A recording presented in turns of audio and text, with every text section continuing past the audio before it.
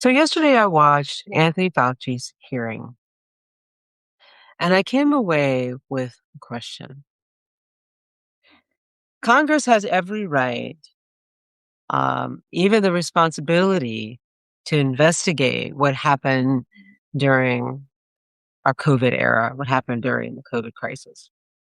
And we should ask hard questions. We should examine what worked and what didn't, and what we need to do differently the next time our country faces a public health crisis. But what I watched yesterday didn't feel like a search for the truth. It felt like a public shaming. Maybe part of my reaction comes from my own generation. I grew up in the 80s and became an adult in the 90s, and I remember the AIDS crisis. I remember the fear, the grief, the silence. I know people who are no longer here because of because of AIDS. Those years shaped how many of us think about public health. It shaped how many of us think about public health, the government, and the people who dedicate their lives to fighting disease. Anthony Fauci is not above criticism. No public servant is. If mistakes happen, if mistakes were made, they should be examined honestly and fairly. But he is also a public servant who spent decades trying to combat some of the world's deadliest diseases. Whatever you think about his decisions during COVID, I don't believe anyone who has devoted a lifetime of public service deserves to be treated as as a political prop. What else struck me was the contrast. When Congress can summon this much energy and determination for a former public health official, I wonder where that same energy, that same intensity is when it comes to scrutinizing those who currently hold the greatest political power. Oversight is one of Congress's most important responsibilities, but it only builds public trust if it is applied consistently. The Congress spectacle or the Senate spectacle reminded me of a scene from a movie. Well, when I saw the public spectacle, it reminded me of a scene, or I thought about a scene in 12 Years as a Slave.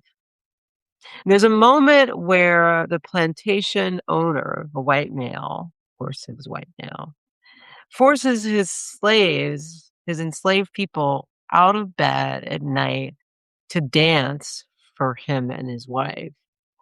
The master's wife sees how her husband is looking at one of the enslaved women, a woman he has been sexually assaulting for some time or raping for some time.